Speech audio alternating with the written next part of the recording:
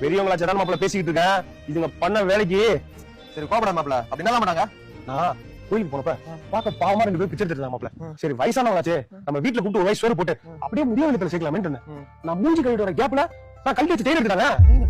ஏன்னு கேட்டா ஏன் சண்டைக்கிறாங்க. தாத்தா கை கால் நல்லா தானே இருக்கு, வயிற்று சாப்பிடலாம்ல.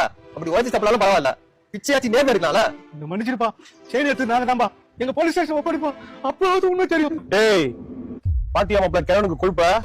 தாத்தா போலீஸ்கார ஒண்ணும் என் மாப்பிள்ள மாதிரி சாப்பிட்டா பேச மாட்டாங்க. லாடம் கட்டி லாக்கப்ல தட்டி கை கால் உடைச்சுவாங்க. நீ உன் கொண்டாடிக்கு அப்புறம் நம்ம ஈத்து நடக்கணும். சரி மாப்பிள்ள உங்களை என்ன பண்ணலாம் நினைக்கிறேன். இந்த கேட்டுக்கு வச்சு நம்ம என்ன பண்றது, அதான் வாட்டி உள்ளான்னு இருக்கேன். ஏவா கேட்டல மாப்பிள்ள சொன்னதா உன் முன்னாடி கொண்டு அப்படியே கிளம்பு. பெரியப்பா நீங்க என்ன பண்றீங்க? அண்ணா நீங்க 2 பேரும் காசிக்கு போனதுன்னு சொன்னாரு. உங்களை எப்படி பிச்சைக்காரங்க மாதிரி பாப்பாட நடிச்சு கூட பண்ற பெரியப்பா? என்னப்பா பண்ண சொல்றேன். அங்க ஆனவங்கிட்ட மடியாந்து பிச்சை எடுத்துட்ட புள்ள சொத்துக்காக எங்ககிட்ட கையெழுத்த வாங்கினு இந்த கதிக்கு ஆளாக்கிட்டாப்பா. நீங்க எதுக்கும் கவலைப்படாதீங்க பெரியமா.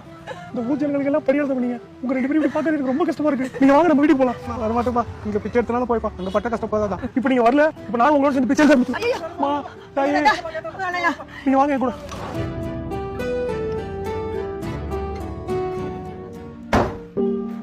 பெரியமா பாத்தீங்களா, நானே கிட்ட உட்காந்தேன்.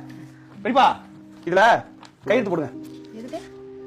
நீங்க கை நாட்டுல பெரியப்பா இதுல கை நாட்டுங்க. எதுக்குப்பா? என்ன பெரியமா, அண்ணா உங்க 2 பேர் சுத்தி எழுதி வாங்கிட்டு உங்க நடுப்புல பிச்சை கூப்பிட்டுருக்கா. அவன் சும்மா வரதா? அவன் மேல கேஸ் போடுறதுல. அதெல்லாம் ஒண்ணும் வேணாம்பா. பெரியமா அதெல்லாம் உங்களுக்கு ஒன்றும் தெரியாது, நம்ம கேஸ் கொடுக்குறோம். கோர்ட்டு கேஸ்னாலே உடம்புல தெம்பு இல்லப்பா. இல்ல பெரியமா. ஏன்பா நான் கை நாட்டுக்கப்பா.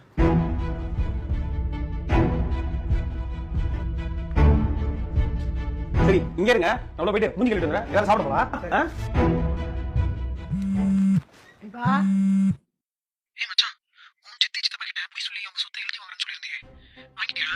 சேஃப் தானே?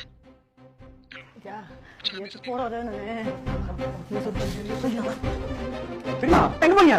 எங்க போறீங்க? உள்ள வாங்க, உள்ள வாங்க. என்னாச்சு? உள்ள உட்காருங்க, வரேன். நீ நல்லா இருப்பியாடா? ஏன்டா இந்த மாதிரி பண்ணீங்க? பெரியமா சாவ காலத்துல உனக்கு எது சொத்து, அதுவும் அந்த சொத்து இருக்கிறது உங்க 2 பேருக்கு தெரியாது. அப்புறம் என்ன? நீயுமாடா? என்ன நீயுமாடா? ஏய் நான் ஏறி வாங்கிட்டேன், வாங்கி மாட்டான்.